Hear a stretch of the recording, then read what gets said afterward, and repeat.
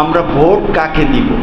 সব জায়গায় গেলে শুধু প্রশ্ন করে, খালি প্রশ্ন করে ভোট কাকে দিব, ঠিক কিনা বলেন? ভোট জিনিসটা কি? ভোট জিনিসটা কি? মানে আপনার সমর্থনটা আপনি একজনকে দেওয়া, আপনার সমর্থনটা আপনি একজনকে দেওয়া।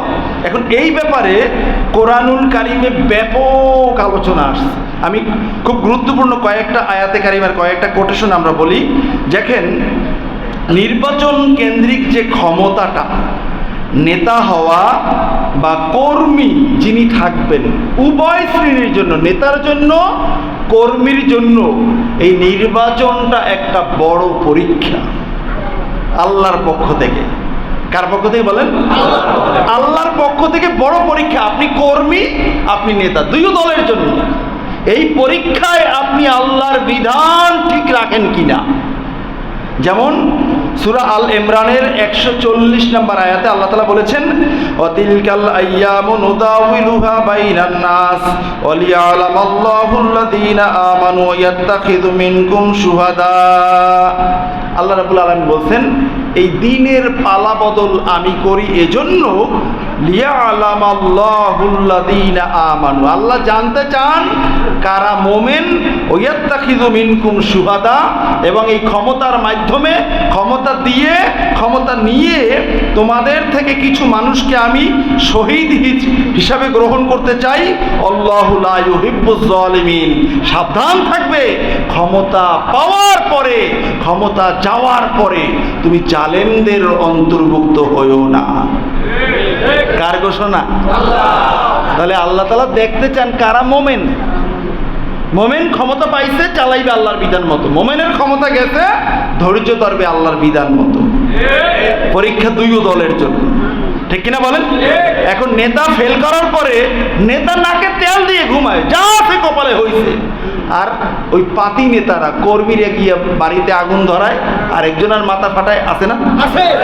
আপনি কর্মী, আপনার জন্য যেমনিভাবে পরীক্ষা, আপনি যার কর্মী তার জন্য একই রকম পরীক্ষা। মনে রাখতে পারবেন ইনশাআল্লাহ? আল্লাহর পরীক্ষা, আল্লাহর পক্ষ থেকে। আল্লাহ তাআলা জানতে চান আপনার ঈমান কতটুকু আছে।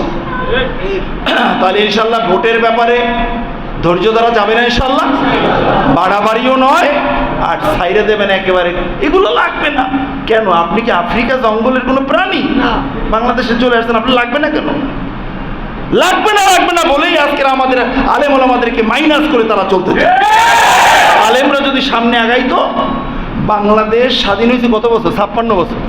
এই 56 বছর আলেমরা প্রথম থেকেই যদি বলতো লাগবে লাগবে লাগবে, আজকের বাংলাদেশ এরকম পার্লামেন্ট আলেম শূন্য হতো না। পার্লামেন্টে বসে নাচ গান যাত্রা এগুলো করার সুযোগ থাকতো না। বন্ধুরা আমার, একটা দেশের ক্ষমতা এটা বড় একটা আমানত, আর এই আমানতের সব সিদ্ধান্ত নেওয়া হয় পার্লামেন্টে বসে, সংসদে বসে। ওই জায়গার একটা সেকেন্ড, ওই জায়গার একটা মুহূর্ত অনেক দামি, অথচ সেই পবিত্র জায়গাটা আজকের ওই জায়গায় নাই। আর এগুলো বললে কবে রাজনীতি করে, রাজনীতি করে।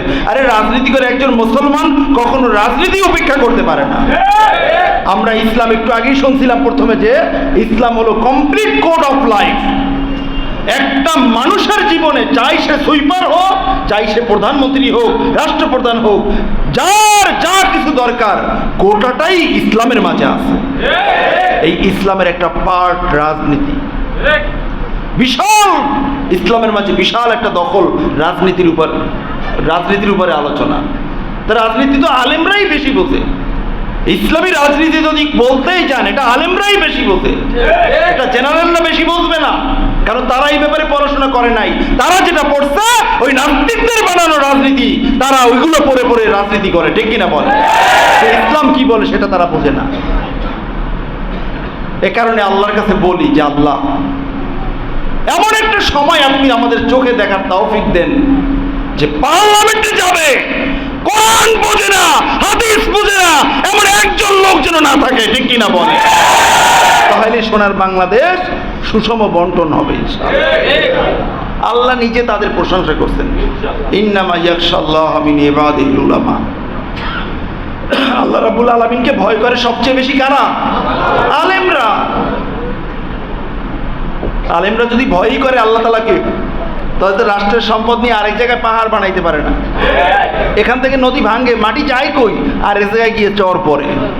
তো সোনার বাংলাদেশে 6 কোটি মানুষ যখন ছিল খাইতে পারে নাই, এখন কত? 18 কোটি। তারপরও কোল্ড স্টোর, গুদাম টুদামের অভাব নাই। জাহাজ সুযোগ পাইলেই ডুবাই দেয়, সুযোগ পাইলে আগুন লাগাই দেয় এখানে সেখানে। এরপরও কি কেউ না খাই আছে? এত বরকত আল্লাহ তাআলা দিচ্ছেন। এগুলোর বন্টন ঠিক মতো হলে একজন মানুষও না খাই থাকবে না। ভাইয়ের আমার, যাক এই কোটেশনের উপর বেশি আলোচনা করতে চাই না আর সামনে। এখানে তাহলে স্পষ্ট কথা, কর্মীর জন্য পরীক্ষা, নেতার জন্য পরীক্ষা। কর্মীর জন্য পরীক্ষা, নেতার জন্য পরীক্ষা। এখানে এই হাজার হাজার মুসল্লি, 2-1 নেতা থাকতেই তো পারে, আছেই, ঠিক না? সবার জন্য পরীক্ষা, যদি আপনি আল্লাহর গোলাম হন। আর যদি টুপি পরছেন, জুব্বা পরছেন, দাঁড়িয়ে রাখছেন মুসলমানদেরকে ধোঁকা দেওয়ার জন্য, যদি এটা হয় তাহলে আপনি তো এমনিতেই বাদ, ঠিক কিনা বলেন? মুসলমান হইলে কখনো ইসলামকে বিশ্বাস করলে, কোরআন হাদিসের কথা শুনলে গায়ের রক্ত টকবক করে পড়তে পারে না। যার ফোটে এটা মুনাফিক, এটা মুনাফিক।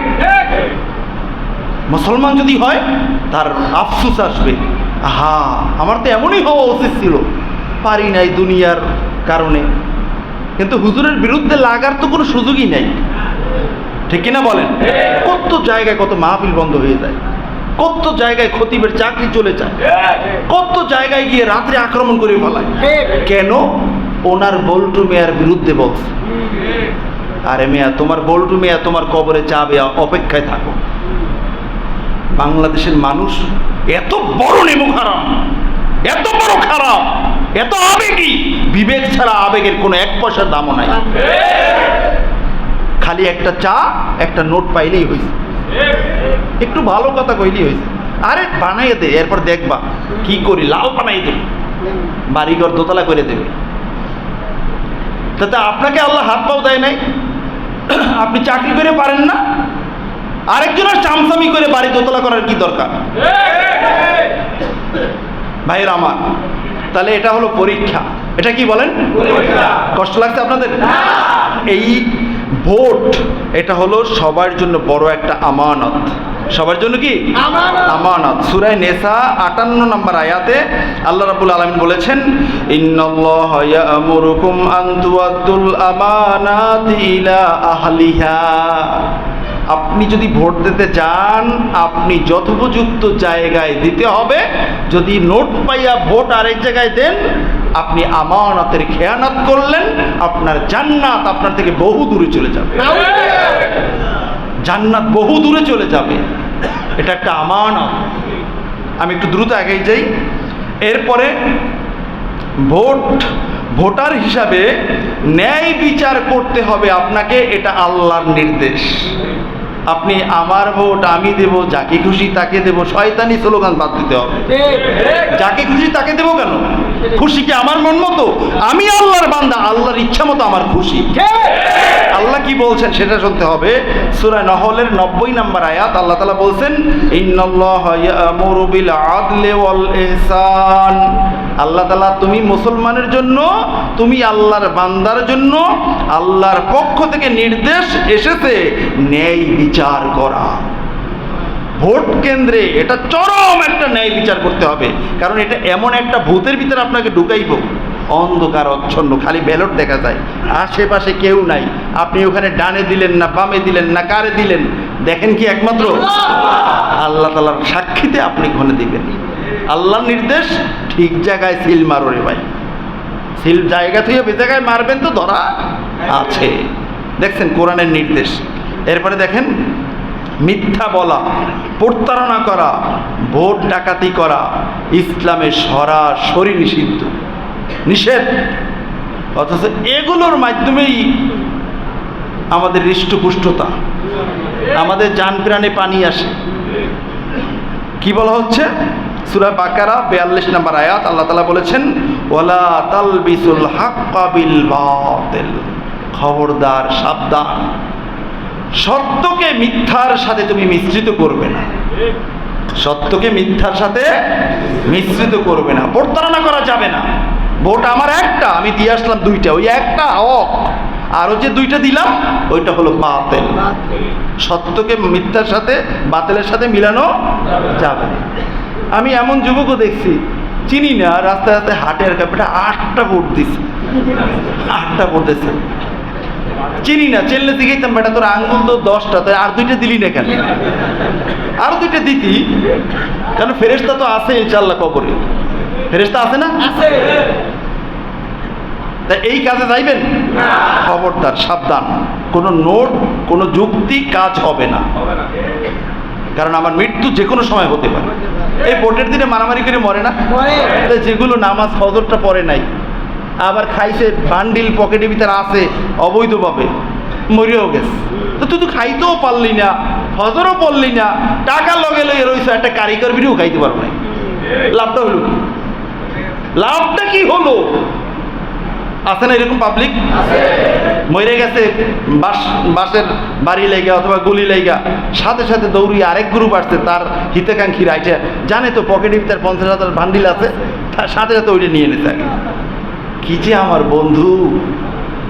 এ কারণে আল্লাহ রসুল বলছেন, তুমি কাকে বন্ধু বানাবা আগে দেখো তার চরিত্র, তার আখলাক দেখো, তার আমল দেখো। এরপরে দেখেন, জুলুম এবং দমন নীতি, বিরোধী দলকে দমন করা, জনগণের কণ্ঠ রোধ করা সরাসরি আল্লাহর পক্ষ থেকে নিষেধ। জনগণের কণ্ঠ আপনি রোধ করতে পারবেন না, জুলুম করতে পারবেন না, বিরোধী দলকে কণ্ঠ চেপে ধরতে পারবেন না। যেহেতু গণতন্ত্রের কথা বলছেন, গণতন্ত্রের মতোই চলতে হবে। কিন্তু আজকের আমাদের সমাজে ইসলামের কথা বললে সেখানে আর গণতন্ত্র নাই, গণতন্ত্র হইল অনিসলামিক শয়তানের জন্য। আমার নবীকে গালি দেয়, ইসলামকে গালি দেয়, সেখানে তারা কথা বলে না। আর আমরা যখন বলবো তখন বলে গণতন্ত্র নষ্ট করে। তা গণতন্ত্র মানেই হলো অনিসলামিক জিনিসকে পুরো হাইলাইট করা। তা এটা কোনো মুসলমান সুযোগ দেবে না ইনশাআল্লাহ। কে কে ভালোই, আল্লাহ কবুল করে করেন, আমিন। এই তাকবীরের দাম আছে, এটা মাহফিল হইলে আমি আর সময় তো অনেক চলে যাচ্ছে, আমি মোনাজাত দিতে চাইছিলাম 12:30টায়, সমস্যা নেই, কিন্তু আমার তো সমস্যা, মাহফিল আছে আরো সামনে। এখন দেখেন আল্লাহ কি বলছেন, সূরা ইব্রাহিম 42 নম্বর আয়াত। আচ্ছা, যেগুলো বলতেছি আমি কি নিজের থেকে বলছি? সব আল্লাহর কথা না? তো যুদ্ধ করলে আগে আল্লাহর লগে করেন, এরপরে খতিব সাহেবের কাছে আসেন, ঠিক কিনা বলেন? তো ওখানে তো পারবে না, পারবে এখানে। তো এখানে পারলে কি হবে? এখানে পারলে কোনো ফায়দা নাই। আল্লাহ আগেই বলে রাখছেন, আপনি পারতে আসবেন, আপনার পরিচয় অমুক নেতা নয়, বরং আপনার বাড়ির আশেপাশে যে গরু, বকরি, খাসি পালে ওই রকমেরই একটা পরিচয় আপনার। কথা বুঝতে পারছেন? এখন আল্লাহ কি বলছেন, সূরা ইব্রাহিমের মাঝে বলছেন যে ওয়ালা তাহসাবান্নাল্লাহা গাফিলান আম্মা ইয়ামালুজ জালিমুন। আল্লাহ রাব্বুল আলামিন, তুমি এটা কি ধারণা করো, তুমি কোথায় কি করো? আল্লাহ রাব্বুল আলামিন কোনো জালেমদের খবরই রাখেন না?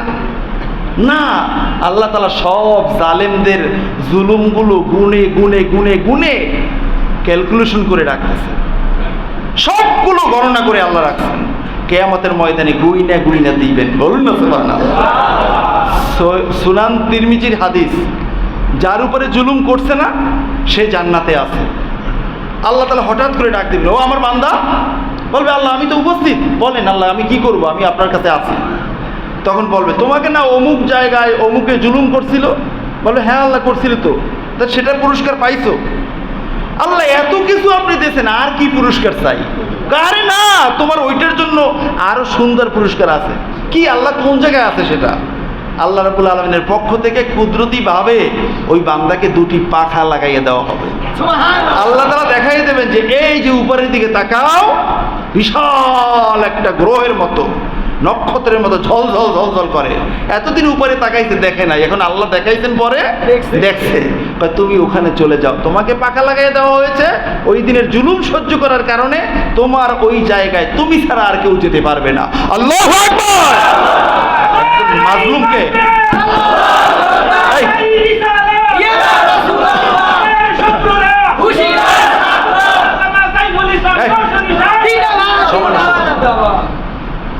এই প্রত্যেকটা জুলুমের বিনিময়ে আল্লাহ তাআলা এক একটা জায়গা কয়েকদিন পরে পরে চমক লাগায় দেখাইবেন। ফুলের তোড়া দেওয়ার জন্য কোটি কোটি ফেরেশতা ওখানে দাঁড়িয়ে থাকবে। কি যে মজাটা লাগবে ওই দিনের এই পুরস্কার পাইয়া খালি এরকম করবে, আল্লাহ কেমন যে লাগে, আমার এই চামড়াটা কাইটা লবণ লাগাই দিত দুনিয়ায়, এরকম করতো। আমাকে আস্তে আস্তে করে কাটতো, একবারে গলাটা কাটিয়ে লাইছে, পাথর মারছে, এটা দরকার কি ছিল? আমার আস্তে আস্তে মারতো, কষ্টটা আরো বেশি ভোগ করতাম, এখন আরো পাইতাম আরো পাইতাম আরো পাইতাম।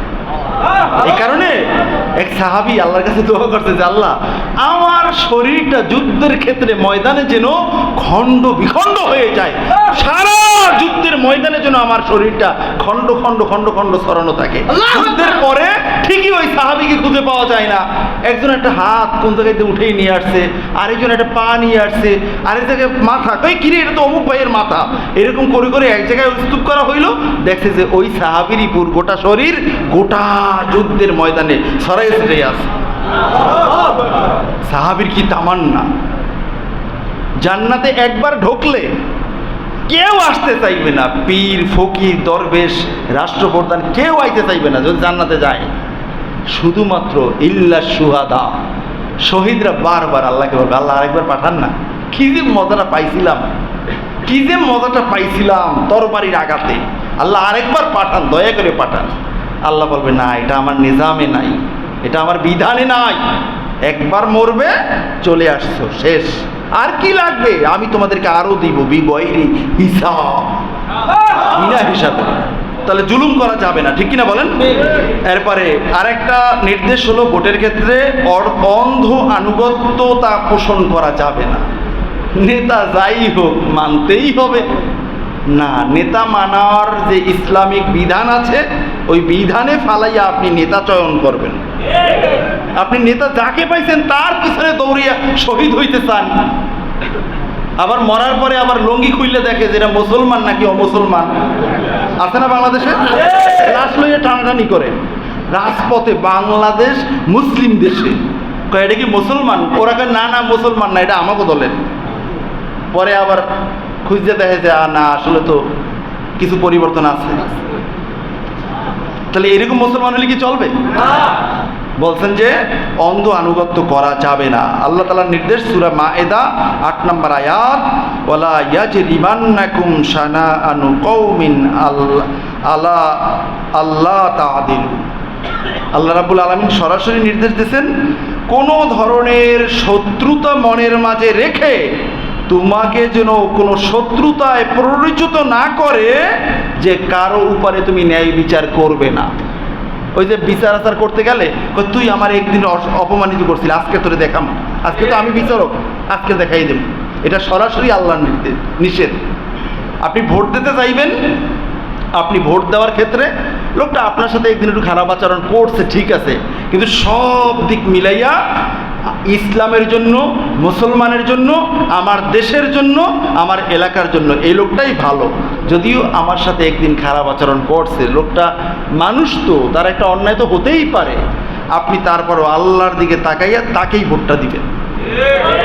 আপনাকে যেন প্ররোচিত না করে শানাআনু কওমিন, তার সাথে যে শত্রুতা ছিল এই কারণে আপনি একটা ইসলাম বিরোধী পার্টিকে আপনি ভোট দিয়ে দেবেন, এটা পারবেন না। ঠিক আল্লাহর নির্দেশ।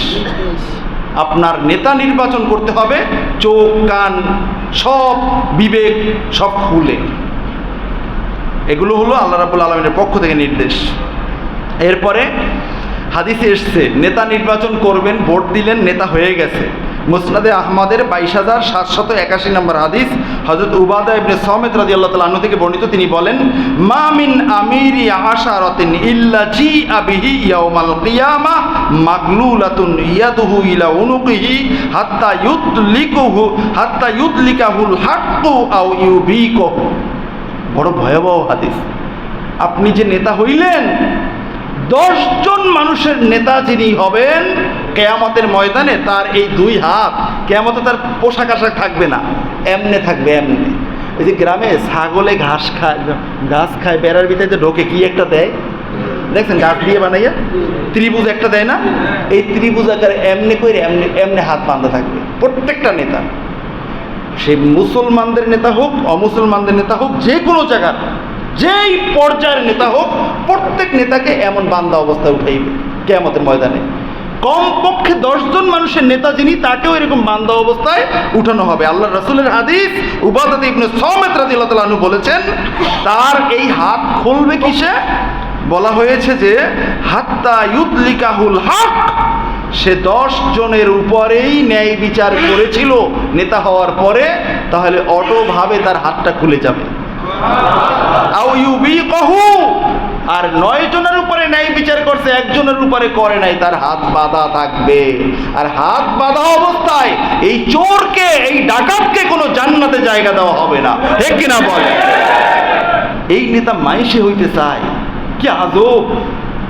এটা টাকা পয়সা খরচ করে ব্লাস্ট কয়টা পরে জিততেই হবে, এটা কেমন কথা? এত শখ। এখন আপনাকে হাতকড়া পরাইলে কত অপমান, আপনাকে একজনে খারাপ একটু বললে কত অপমান, কোটি কোটি, গোটা দুনিয়ার সব মানুষের সামনে আপনাকে বেরি পড়াইয়া উঠানো হবে, আপনার এই বেরি খুলবে না। তাই এটা হলো 10 জন নেতার পক্ষে। তাই একজন মন্ত্রী যিনি হবেন, তিনি তো 18 কোটি মানুষের মন্ত্রী। কারণ মন্ত্রণালয় প্রত্যেক বিষয়ের একটা থাকে না, প্রত্যেকটা মন্ত্রণালয়ে আমার অধিকার আছে, ঠিক কিনা? আপনার অধিকার আছে, ঠিক কিনা বলেন? এমপি তার সংসদীয় এলাকায়, পুরা এলাকায় তাকে ন্যায় বিচার করতে হবে, কারো উপরে সে জুলুম করতে পারবে না, এই হাত খুলব না। তো এই কাজে মান সে বুঝ থাকতে যায় নাকি? এ কারণে সাহাবায়ে কেরাম সহজে এই কাজের দিকে আগাইতেন, দিতে চাইতেন কিন্তু নেবেনই না। বেলাল রাদিয়াল্লাহু তাআলা আনহু চলে গেছেন বহু দূরে, হযরত ওমর রাদিয়াল্লাহু তাআলা আনহু তো চেতেই গেছেন, আমাকে এই দায়িত্ব দিয়ে তোমরা দূরে থাকবা, তো এটা চালাইবে কে? ধমকের চোটে নরম হয়েছে, তা দেন, ঠিক আছে, না পারলে আবার দিয়ে যাব। ওমর রাদিয়াল্লাহু তাআলা আনহুর সময় হযরত আমর ইবনে আস রাদিয়াল্লাহু তাআলা আনহুকে হিমসের গভর্নর বানানো হয়েছিল। হিমসের গভর্নর যখন উনি ছিলেন, হযরত সাঈদ ইবনে আমের রাদিয়াল্লাহু তাআলা আনহু আল জুমাহি, ওনাকে হিমসের গভর্নর বানাইছে, একটা গভর্নর। ওখান থেকে কিছু মানুষ আসছে, আসার পরে জিজ্ঞাসা করে যে তোমাদের তো নেতা বানাইয়ে পাঠাইছিলাম সাঈদ ইবনে আমেরকে, তো বলো উনি কেমন দেশ চালায়, তোমাদের দেশে কি গরিব টরিব মানুষ আছে কি না? হুজুর, আমাদের দেশে অত গরিব মানুষ নাই, তবে সবচেয়ে গরিব তো আমাদের গভর্নর নিজেই। ওনার চুলায় মাসের পর মাস আগুন জ্বলে না। কি বলো? ওমর রাদিয়াল্লাহু তাআলা আনহু শুই না, চোখের পানি টপ টপ টপ টপ করে পড়ছে। ওমর রাদিয়াল্লাহু তাআলা আনহু সাথে সাথে বাইতুল মালের যিনি ছিলেন দায়িত্বে, ওনাকে ডাকলেন, বলছেন যে 1000 দিনার একটা প্যাকেট করো। দিনার বোঝেন? স্বর্ণ মুদ্রা, দিরহাম না। প্যাকেট করো, প্যাকেট কইরা ওই প্রতিনিধি দলের সাথে দিয়ে বলছে যে যাও গিয়ে সাঈদ ইবনে আমেরকে বলবে যে খলিফাতুল মুসলিমিন আমিরুল মুমিনিনের পক্ষ থেকে তোমাকে এটা পার্সোনাল হাদিয়া, এটা রাষ্ট্রীয় সম্পদ নয়, তোমাকে পার্সোনাল কাজে ব্যবহার করতে দেওয়া হয়েছে, এটা নিয়ে তোমরা চলে যাও, আমি ওমর কয়েকদিন পরে আসতেছি।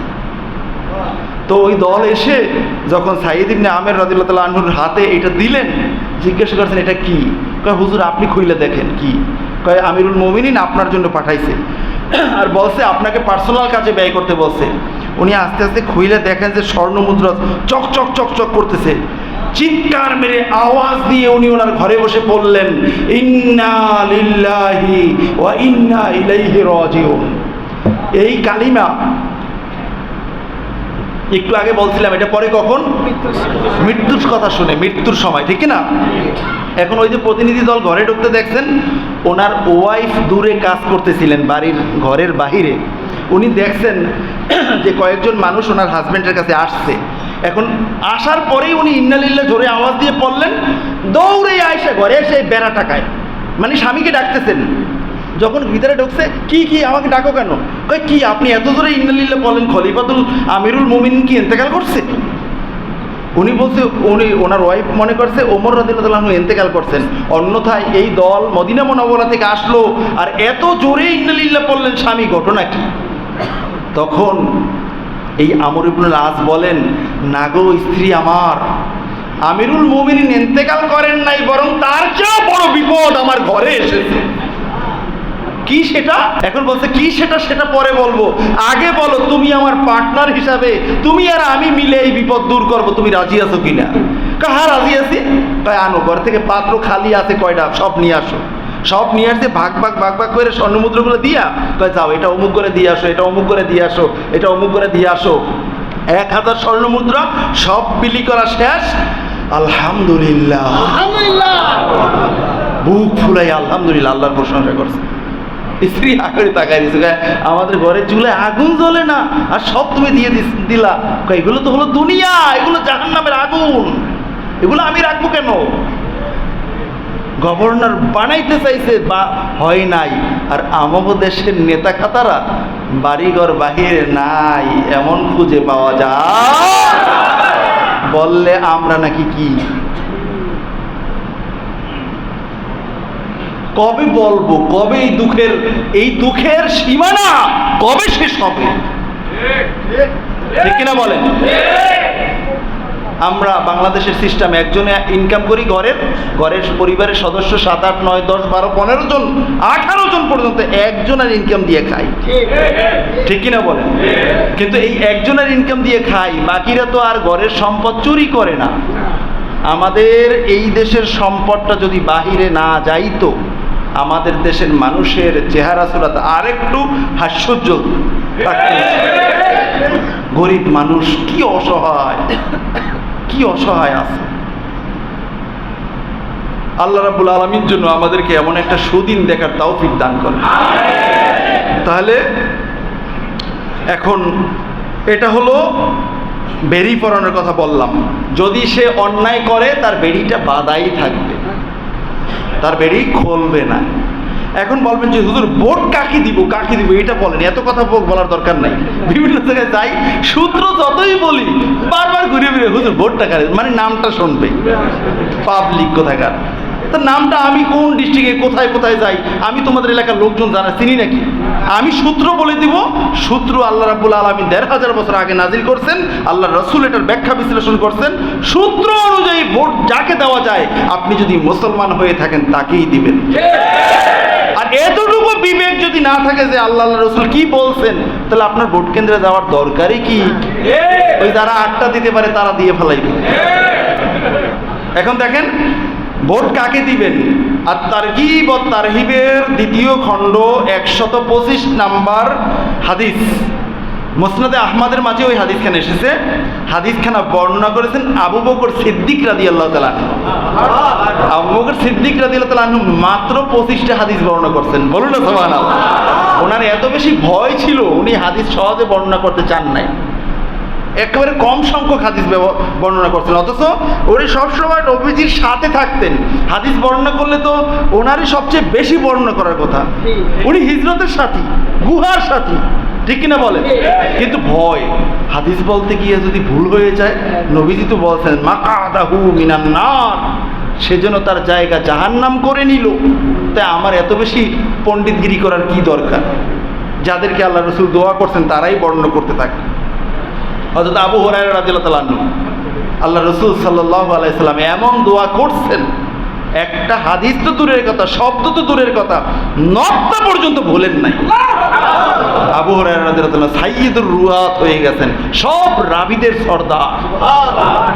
কি তাদের জেহেন, আল্লাহু আকবার। আমার মনে হয় একটা ক্যাসেট, একটা রেকর্ডও এমন হয় না। রেকর্ডও মাঝে মধ্যে ইঞ্জিন কি বলে মেশিনারি সমস্যার কারণে কথা যায় না, কথা ওঠে না, কিন্তু ওনাদের যা বলছে তা আছে। এই ইসলাম নিয়ে আমরা আছি, আবার এই মুসলমানদের নাকি নিয়ম ধার করতে চাইতে হয় নদীর ওপার, সাগরের ওপার। এখন দেখেন আবু বকর রাদিয়াল্লাহু আনহু বলেন, রাসূলুল্লাহ সাল্লাল্লাহু আলাইহি ওয়াসাল্লাম বলেছেন, মান ওয়ালিয়া মিন আমরিল মুসলিমিনা শাইয়ান ফা আমারা আলাইহিম আহাদান মুহাবাতান ফাআলাইহি লানাতুল্লাহি লা ইয়াকবালুল্লাহু মিনহু সারফান ওয়ালা আদলান হাত্তা ইউদখিলাহু জাহান্নাম। রাসূলুল্লাহ সাল্লাল্লাহু আলাইহি ওয়াসাল্লাম বলছেন, যেই ব্যক্তিকে কোনো মুসলমানদের নেতা নিযুক্ত করা হলো মুহাবাতান, এবং সে কি করলো, স্বজন প্রীতি করে নেতা নির্বাচন করলো, স্বজন প্রীতি করে নেতা নির্বাচন করলো, অথবা নেতা হইয়া স্বজন প্রীতি করলো, তাহলে কি হবে, আলাইহি লানাতুল্লাহ, তার উপরে আল্লাহর অভিসম্পদ সব সময় বর্ষণ হতে থাকে। লা ইয়াকবালুল্লাহু মিনহু সারফান ওয়ালা আদলান, কোনো ধরনের নফল এবং ফরজ ইবাদত আল্লাহ তাআলা তার থেকে কবুল করবেন না, এবং তার জন্য জায়গা হবে ইউদখিলাহুম জাহান্নাম, তাকে প্রবিষ্ট করানো হবে জাহান্নামের মাঝে। এখন এই ভোট ক্ষেত্রে স্বজনপ্রীতি না করে ইসলামী ভাবধারায় আপনি ভোট দিবেন, কাকে দিবেন আপনিও যা বোঝেন আমিও তাই বুঝি, ঠিক কিনা বলেন? নাম বলার দরকার আছে? দলের নাম বলার দরকার আছে? কোনো দরকার নেই। এখন এখান থেকেও যদি না বোঝেন, আমাদের জন্য আরো ক্লিয়ার করছেন কে? মুসলিম বিশ্বের শ্রেষ্ঠ দার্শনিক, কালজয়ী ঐতিহাসিক, ওনার নাম হলো ইবনু খালদুন আল হাদ্রামি আল মালিকি রাহিমাহুল্লাহ তাআলা। ওনার মুকাদ্দামার ভিতরে বাবুল ইমামাতি ওয়াল খিলাফা, এই পরিচ্ছেদে অনেক আলোচনা করা হয়েছে একজন মুসলমানের নেতা কেমন হবে, মুসলমান কাকে ভোট দিবে। ওনার কথাগুলো আমি শুনিয়ে দিই নাকি? উনি বলছেন, এক নম্বর যেটা, সেটা হলো আল ইলমুল মুআদ্দি ইলাল ইজতিহাদ। মুসলমানদের নেতা তিনি হবেন, মুসলমানদের নেতা তাকেই বানাতে হবে যিনি কোরআন হাদিস সত্যিকার অর্থে বুঝে ওখান থেকে মাসআলা বলতে পারে। এবারে ভোট কাকে দেবেন চিন্তা করেন, এবারে আপনার নেতা কে হবে চিন্তা করেন। এক নম্বর শর্ত দেখছেন নি, মুসলমানদের নেতা, কারণ মুসলমান তো বিভিন্ন সমস্যা নিয়ে আসবে, সমাধান যদি না পড়ে, সে যদি সূরা ফালাক নাস ঠিক মতো না পড়তে পারে, ফাতিহা ঠিক মতো না পড়তে পারে, সে কি পড়বে, সে কি বুঝবে, ঠিক কিনা বলেন? এক নম্বর শর্তই হলো এটা। আমি আলোচনা বেশি না করে কোটেশনগুলো বলে যাই। দুই নম্বর হলো আল আদালা, ন্যায়পরায়ণ সৎ চরিত্রের অধিকারী থাকতে হবে। কোনো ফাসেক ব্যক্তিকে কোনো মুসলমান ভোট দিবেও না, কোনো ফাসেক ব্যক্তিকে নেতাও বানাবে না। ফাসেক প্রকাশ্যভাবে কবিরা গুনাহ করে এমন ব্যক্তিকে মুসলমান ভোট দিবেও না, এমন ব্যক্তি মুসলমানদের নেতাও হতে পারবে না। কবিরা গুনাহ বোঝেন? দুই একটা বললে তো অনেক লাগে যায়। এরপরে তিন নম্বর হলো আল কিফায়াতু ওয়াল কুদরা, যোগ্যতা থাকতে হবে পরিপূর্ণ এবং শাসন ক্ষমতা থাকতে হবে। টায়ার বাস্ট হয়েছে, নেতা পইরা আগে দৌড়, কর্মীরা মাঠে মাঠে মাথা ফাটাফাটি করে, এই তোরা আমাদের উপরে ককটেল কেন ফুটাইলি বল, এমন নেতা আছে না? না, এটা চলবে না। আল কিফায়া ওয়াল কুদরা, তার যোগ্যতাও থাকতে হবে, শাসন ক্ষমতাও থাকতে হবে, অন্যথায় সমাজকে সংকটের ভিতরে সে ফেলে দিবে, ঠিক কিনা বলেন? এরপরে দ্বিতীয়ত হলো, চতুর্থত হলো হুসনি সিয়াসা ও তাদাব্বুর, মানে হলো রাজনৈতিক প্রজ্ঞা এবং দূরদর্শিতা তার থাকতে হবে। রাজনীতির রও বোঝে না, বড় একটা নেতা বানাই রাখছে, হতে পারে সে অনেক ভালো মানুষ, কিন্তু আপনি একজন সচেতন নাগরিক হিসাবে আপনার ভোটটা আপনি তাকে দিতে পারেন না, যেহেতু সে রাজনীতি বোঝে না, ঠিক কিনা বলেন? এরপরে 5 নাম্বার হলো আর সুজাআ ওয়াল নাসদা, মানে সাহস এবং দৃঢ়তা থাকতে হবে। একটা জালেম এসে যখন কোনো ধরনের আবেদন করবে, জালেমের ভয়ে সে ওইটা পাশ করাই দেবে, এমন ব্যক্তি নেতা হতে পারে না। তার মাঝে সাহস থাকতে হবে, দৃঢ়তা থাকতে হবে। আমার পার্লামেন্ট এলাকায়, আমার সংসদীয় এলাকায় মদের লাইসেন্স দিব না, আমার এলাকায় কোনো জুলুম, কোনো অত্যাচার চলবে না। বাপের বেটা হলে এমন নেতার কথা যেই ব্যক্তি বলবে, ওই ব্যক্তি মুসলমানদের ভোট পাওয়ার জন্য, এছাড়া অন্য কেউ হতে পারে না।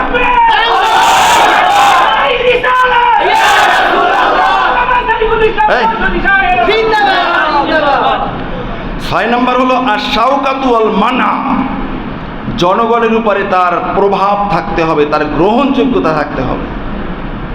ভোট দিছি নোট পাইছি তাই, ওই বেটার মতো পচা মানুষ আর হয় না। আছেন এমন পাবলিক, নেতাকে দেখতেই পারে না অথচ ভোট দিচ্ছে, কারণ ওয়াদা করছে ওই যে রোজা রাখে না, ইফতারি না করে জাহান নামে যায় কে। নোট নেওয়ার সময় কইছে এই তুই আমার ভোট দিবি তো, ক ক তুই মাটির উপরে দাঁড়াইছো, মাথা ধরে ক, এটা ক ওটা ক, কোরআন ধরে ক। আছে না এই পাবলিক? কইয়ে ফেলাইছে, নোট তো পাইছে 10,000 টাকা একটা ভান্ডি, এখন ভোটটাও দিয়ে ফেলাইছে, কিন্তু সে তাকে পছন্দ করে না, জনগণের কাছে তার কোনো গ্রহণযোগ্যতাই নাই, এমন ব্যক্তিকে ভোট দেওয়া যাবে না। 7 নম্বর হলো সালামাতুল হাওয়াসি ওয়াল আদা, শারীরিক এবং মানসিকভাবে পরিপূর্ণ সুস্থ থাকতে হবে। শারীরিক এবং মানসিকভাবে কি থাকতে হবে? অযথা বাচনভঙ্গি, অযথা কথাবার্তা, বেফাস কথাবার্তা যারা বলে তারা সমাজের নেতা হতে পারে না। এরা এক প্রকারের প্রতিবন্ধী, সামাজিক ল্যাঙ্গুয়েজটা পর্যন্ত সে ইউজ করতে জানে না, তার নেতা বানাই কে? আর তার পিছনে যারা ঘোরে তারা হলো আরো পাগল স্কোয়ার, ঠিক কিনা বলেন? তাহলে এরকম আছে, খুঁজলে পাইবেন। এই সমস্ত মানুষ, এই পাগল এবং অস্বস্তি মানুষ, যারা অস্বস্তিতে ভুগতে থাকে, মুদ্রা রোগে ভুগতে থাকে, এমন ব্যক্তিকে ভোট দেওয়া যাবে না। 8 নম্বর আল্লামা হযরত ইবনু খালদুন উনি বলেছেন 8 নম্বর হলো আর নাসাবু আউল আসাবিয়্যা, সেটা হলো বংশ এবং সামাজিক ভিত্তি থাকতে হবে। সামাজিক ভিত্তি থাকতে হবে, বংশেরও একটা প্রভাব আছে। আর বংশ কি কয়, হে তো আসলে হের বাপ ঠিক নেই, হের ভোট দিই নেতা হয়েই গেছে, আমি কি করার। তো এমন ব্যক্তি নেতা হওয়ার যোগ্যতা রাখে না। তার বংশ ভালো লাগবে, প্রভাবশালী লাগবে, তার কথা যেন তার অধীনস্থ মানুষেরা শোনে, ঠিক কিনা বলেন? এখন এই শর্তগুলো মাথায় রেখে আপনার এলাকায় যদি 8 জন দাঁড়ায়, 8 জন নেতা মার্কা নিয়ে দাঁড়াইছে, এই 8 জনের ভিতরে খাতা কলম লইয়া চিন্তা করবেন কাকে ভোট দিবেন। তাকওয়া, সততা, দেশপ্রেম, জনদরদি সব ঠিকঠাক মতো আছে কি না, তাহলেই আপনি ওই ব্যক্তিকে আপনি ভোট দিবেন। ভোট দিলে ওই ব্যক্তি গিয়ে যত ভালো কাজ করবে আপনি একটা পার্সেন্টেজ পাবেন, যেহেতু আপনার একটা ভোট তার জন্য আছে। আর আপনি এমন ব্যক্তিকে দিয়েছেন ওইটাই বলে না, মাইকে আওয়াজ আজান দেওয়া যাবে না, প্রকাশ্যভাবে তাফসীরুল কোরআন মাহফিল করা যাবে না, কি বলে মদ খাইলে শরীর চাঙ্গা হয়, এটা আবার না করবে কেমনে? আছে না এইটা নেতা খাতা? এরে দেখছেন, আপনি তো পাঠাইছেন ওখানে, এই যা করবে 1% আপনার আমলনামায় আসবে। আপনার হিসাব আপনি করে লন, যেটা বলছে কোরআনে হাদিসে বড় ঐতিহাসিক, আমি আপনাদেরকে শুনিয়ে দিলাম। আলোচনাটা বুঝতে পারছেন তো ইনশাআল্লাহ?